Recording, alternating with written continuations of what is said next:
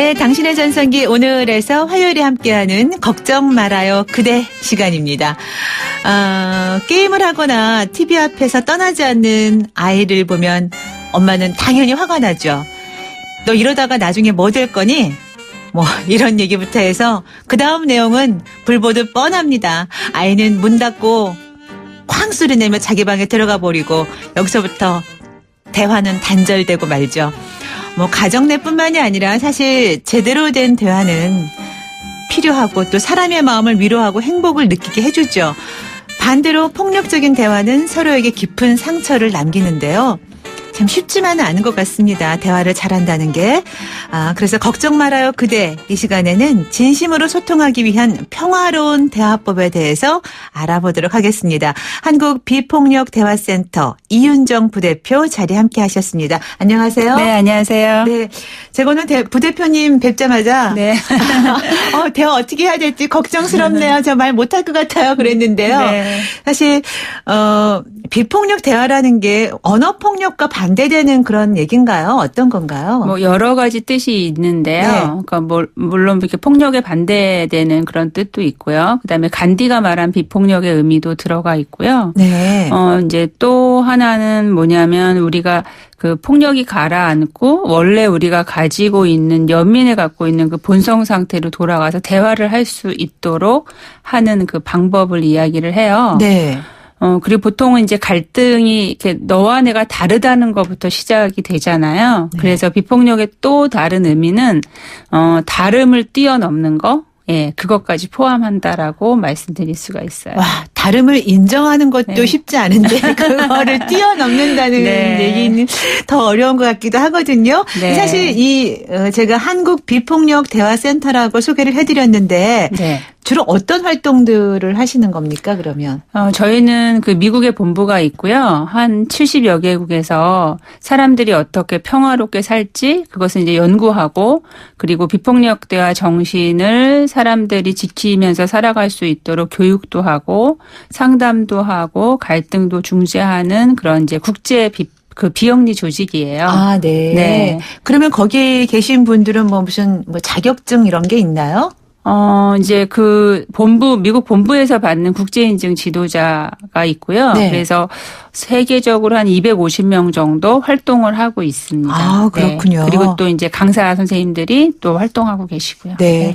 근데 사실 이 비폭력 대화 배우면 실제로 개선이 가능한가요?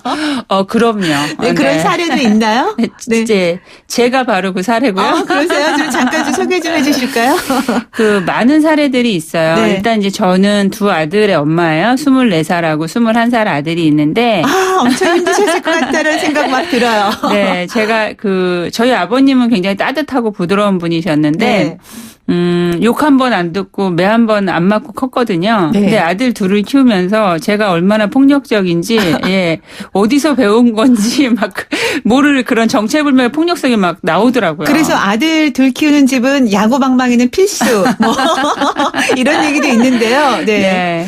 그래서 저도 비폭력 대화가 아니었으면 아이들의 사춘기를 어떻게 지냈을지 너무나 끔찍하고요. 그다음에 이제 지금도 갈등이 없는 게 아니죠. 네. 자녀가 크면서도 계속 갈등은 지속되는데 그 비폭력 대화 덕분에 조금 더 다른 그 모자 관계는 이루어지는 것 같아요. 네. 그러니까 갈등을 빨리 풀어내는 그런 방법들을 가지고 있는 거죠. 저도 그렇고 저희 아이들도 그렇고. 네. 네. 그래서 그러니까 제가 하고 있는 그 비폭력 대화가 얼마나 이렇게 삶에서 도움이 되는지 제가 좀 증명 먼저 할 수 있고요. 네. 그리고 이제 저희가 제가 아까 다름을 뛰어넘는다 이렇게 말씀드렸더니 그거 어렵겠다고 말씀하셨잖아요. 네. 그거랑 뭐 폭력적으로 이야기하지 않기 위해서 쓰는 어떤 저희들의 모델이 있어요. 네. 관찰로 이야기하고 조금 아까 시작하실 때 게임하는 애 앞에서 하는 네. 엄마들의 비난 있잖아요. 네. 그러니까 비난을 하지 않고 보이는 대로 들리는 대로 관찰로 이야기하고 그 관찰에 대한 자기 느낌을 표현하고 그냥 느낌의 원인인 우리들의 욕구를 표현해요. 그다음에 이제 부탁을 하게끔 하는데 이제 그런 것들을 가르쳐요. 계속 네. 연습하고. 네. 근데 안 바뀌죠, 잘. 쉽지 않으니까. 네. 근데 이제 오래 하시면서 달라지는 분들이 계시는데 네. 인상에 남는 분은 어떤 어머니가 오셨는데 죽고 싶어 네. 하는 분이었어요. 네. 그러니까 삶이 너무 재미없어서. 예. 근데 이제 이걸 배우면서 자기 생동감을 되찾기도 하고 아이하고 그러니까 남편이 왼수 같았던 거죠. 내 삶을 망쳐놨다 생각이 네. 되고 근데 남편하고 회복하고 아이도 정성으로 키우면서 이 아이랑 갈등을 그냥 있는 그대로 수용하는 분도 계시고요. 또 어떤 할머니 중에는 남편이 너무 미워서 밥을 안 해주는 할머니가 있었어요. 그 할머니는 밖에서 사 드세요. 네. 그런데 저랑 12주 같이 하셨는데요. 10주 하시면서 밥을 하는 거를 실천을 하셨어요. 그랬더니 밥을 하시고 오셔가지고 물론 제가 숙제처럼 내드리긴 했는데 네. 그랬더니 오셔서 할아버지 반응이 어때요? 그랬더니 고맙데이 그러더라고요. 뭐 이러면서 회복되는 집도 있고요. 네. 네. 또 어떤 분은 딸을 키우는데 그 딸이 예쁘지가 않대요. 그리고 육아가 너무 부담스럽고 일하는 어머니세요. 그래서 이렇게 그 아이가 크는 동안 12살까지 한 번도 진정으로 안아준 적이 없대요. 근데 자기도 왜 그런지 모르겠대요. 네, 네. 근데 이제 이분이 비폭력 대화 배우면서 본인이 자기 안에서 욕구가 충족이 안 됐던 것들, 돌봄을 받지 못했던 것들, 이런 것들을 알아차리시면서 아이를 진정으로 안아줬다. 그리고 지금은 너무 달라지는 모녀 관계가 된 분도 계시고 굉장히 많아요. 아, 네. 지금 0311님, 저는 분노 조절 장애가 있는 것 같아요.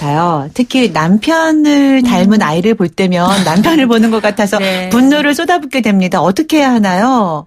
네. 네. 그때 이제 좀 멈추시는 게 되게 중요한데요. 그 분노는 표현해야 되는데 잘 표현하셔야지 되거든요. 네. 근데 아이한테 아마도 그 남편한테 못마땅한 부분이 아이한테 닮았다고 생각이 드시니까 평가와 비난으로 말씀하시게 될 거예요. 네. 그런데 그때 제가 아까 말씀드린 것처럼 내가 무엇을 보았는지, 그러니까 아이가 어떤 행동을 했는지, 아이가 뭐 아빠 말투를 닮아서 어떤 말을 했는지, 내가 들은 것과 본 것만 일단 이야기를 시작을 하시면 굉장히 에너지가 달라져요. 그래서 예를 들면 뭐로 하면 좋을까요? 오후 2시에 일어났어요. 아빠랑 똑같이 네. 늦잠이 많아요. 그러면 게을러 터져가지고 지혜비 닮아가지고 이런 게 아니고 오후 2시에 일어났네. 이렇게 시작하시는 그냥 인정 거예요. 그 자체를. 네네. 네. 그 자체 본 걸 이야기를 하시고 그다음에 그러니까 내 마음이 좀 불편해.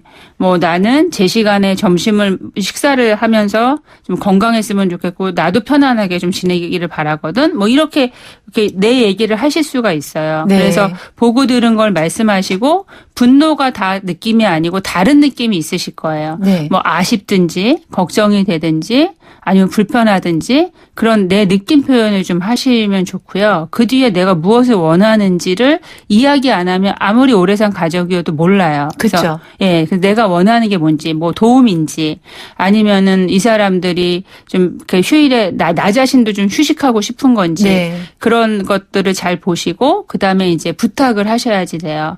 그래서 그 느낌과 욕구는 저희 한국비폭력대화 홈페이지에 들어가시면 다양하게 나와 있어요. 그래서 그걸 가지고 좀 연습하시면 아마도 도움이 되실 거예요. 느낌과 욕구에 대해서 네네. 공부를 해야 되는군요. 네.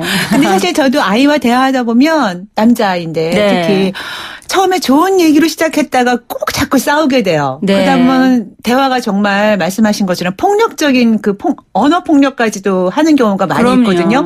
그러면 제가 야, 너랑 나랑 이야기한 거를 서로 이제부터는 집에서까지 녹음을 하면서 대화를 해야 될 것 같다. 네. 사실 증명을 하려면 누가 네. 말을 먼저 거칠게 했는지 이런 정도 얘기까지 나오면서 어느 날은 제가 집에서 무건수행을 해야겠다. 네. 이런 생각까지 들거든요. 근데 그렇게 말을 안 한다고 해서 그게 해결되는 건 아니잖아요. 예, 단절이 가장 또 바람직하지 않은 관계이기도 해요. 그래서 네. 보통은 이제 화가 나면 말을 차라리 하지 말자. 네. 이렇고 단절로 가는데 그 단절로 갔을 때 우리는 편안하지 않거든요. 왜 같이 그냥 아이들 표현대로 투명인간 취급하면서 내가 이렇게 그 의사소통을 안 하고 있으면 아마도 경험들 많이 하셨을 거예요. 머리가 아프든지 소화가 안 되든지. 네. 그래서 우리 안에서는 소통이라는 게 굉장히 중요한 욕구이고요. 또 관계를 맺어야 되는데 어떻게 소통할까 이제 고민하실 필요가 있는 거죠. 네. 안 하는 게 아니고. 네. 또 자녀들하고의 대화도 마찬가지지만 네. 저희가 이제 제가 이렇게 나이가 먹었어도 네. 또 및 어른들하고 대화하는 방법에 있어 좀 곤란할 때가 또 있어요. 네네. 부모님과 말이 안 통한다던가 네네. 이런 것도 좀 숙제 중에 하나거든요. 그렇죠. 네, 그런 경우 그런 사례들이 좀 많이 있나요? 그것도 많죠. 네. 그러니까 이제 부모님이나 어른들하고 대화할 때는 내가 바뀌기 어려운 것처럼 그분들은 더 바뀌기 어려우시잖아요. 그래서 어떤 상황에 직면했을 때 상대의 마음을 보려고 하시는 게 중요해요. 네. 그래서 아까 제가 느낌 욕구 계속 말씀을 드리는데 우리 어머니의 느낌은 뭐지? 뭐 예를 들어서 왜 결혼도 안 하고 또 이제 뭐 이렇게 나이가 한 해 또 새해가 오면 그런 이야기 많이 들으실 수 있잖아요. 그러면 결혼도 안 하고 너는 도대체 뭐 어떻게 살려고 그러냐? 막 나도 뭐 남들처럼 손주 사진 자랑하고 싶다. 뭐 이런 이야기 하실 수 있어요. 그럼 그럴 때 내 어머니의 느낌은 뭔가? 그러니까 뭐 걱정이실 수도 있고요.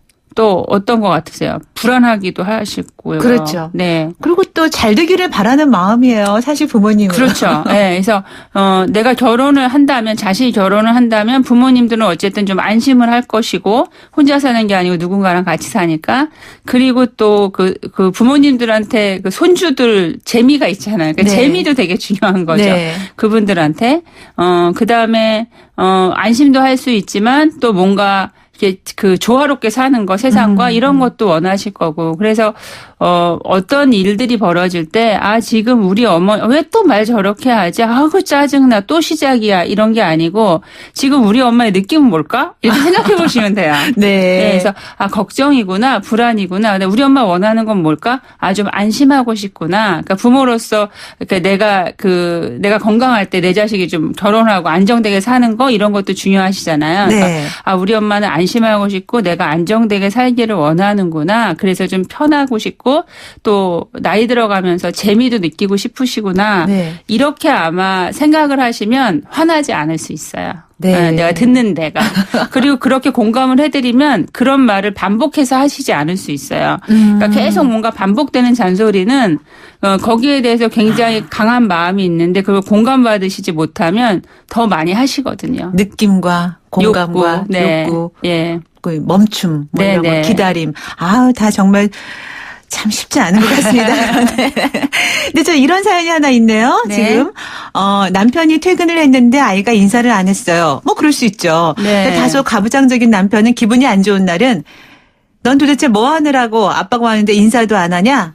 라고 하면서 네. 또 저한테는 부인한테는 네. 당신은 집에서 애들한테 뭘 가르치는 거야? 당신이 나를 우습게 하니까 애들이 인사할 줄도 모르지? 라고 얘기를 합니다. 결국 저녁 시간 내내 냉랭한 분위기에서 밥을 먹어야 하는데 이럴 때 어떻게 싸우지 않고 대화할 수 있을까요? 뭐 이런 경우 많죠. 많죠. 예. 많죠. 네. 이때도 마찬가지예요. 뭐 여러 가지 반응이 있으실 거예요. 뭘 잘한 게 있다. 큰 소리야. 뭐 이렇게 네. 반응하실 수도 있고요. 뭐 애들이 뭐 나만 보고 배우나 자기 보고는 안 배우고 뭐 이런 생각 많이 드실 네. 거예요. 근데 이때도 내가 원하는 방법의 표현은 아니에요. 남편이 표현하는 게. 그런데 저 사람의 지금 느낌은 뭘까요? 내가 들어왔는데 아무도 인사하지 않아요. 그다음에 이제 아빠들 같은 경우 뭐 여성도 마찬가지긴 하지만 밖에서 인정받고 존중받는 그런 케이스들이 점점 줄어들죠. 나이가 네. 들면서 네. 자신감도 떨어지고 그래서 적어도 내가 이뤄놓은 과정에서 내가 존중받고 인정받는 게 되게 중요해져요. 나이가 들수록. 그러니까 아무도 인사하면 어떨지 그러니까 나는 들어왔는데 아무도 인사 안 하면 어떨지 이렇게 보시면 돼요. 그럼 어떤 느낌일까요? 아무도 인사 안 하면. 기분 나쁘죠, 뭐. 네, 나 무시하는 것 같고. 네, 그래서 기분 나쁘고 서운할 수 있잖아요. 뭐 이렇게 얘기할 때 그 느낌을 좀 생각해 보고요. 이 사람 원하는 게 뭘까? 뭘 원하는 걸까요? 이 아빠가. 자신을 좀 알아주고 네. 대우해주고 그렇죠. 예, 인정해줬으면 하는 네, 거죠. 내가 이렇게 퇴근해서 들어왔는데 뭔가 반갑게 맞아주고. 네, 반갑게 맞아주고 환영해주고 친밀감도 좀 느끼고 뭐 남성들이 표현하기는 어렵지만 사랑받고 싶은 거예요. 네. 그것도. 네, 그리고 뭔가 존중받고 싶고 자기 존재감도 좀 느끼고 싶고 뭐 이런 거거든요. 그래서 이렇게 이야기를 할 때 당신은 뭘 잘했다고 그래? 뭐 당신이 잘해봐 애들이 왜 안 나와? 뭐 이런 게 아니고요. 네. 당신 많이 서운했어? 기분 나빴어? 그러니까 당신 올 때 우리 가족이 모두 와서 좀 환영해주고, 아빠도 또 얼마나 애썼는지 마음 알아봐주고, 이러길 원하는 거지. 이렇게 하면 이렇게 나올 거예요. 공감받을 때, 소리가 나와요. 네. 그렇지. 그러면 당신 혹시 우리 가족들한테 뭐 부탁하고 싶은 거 있어? 이렇게 물어볼 수 있어요. 그러면, 적어도 내가 왔을 때는 당신이 얘들아 아빠 오셨다 불러서 현관에 나와서 같이 나를 좀 맞아줬으면 좋겠어.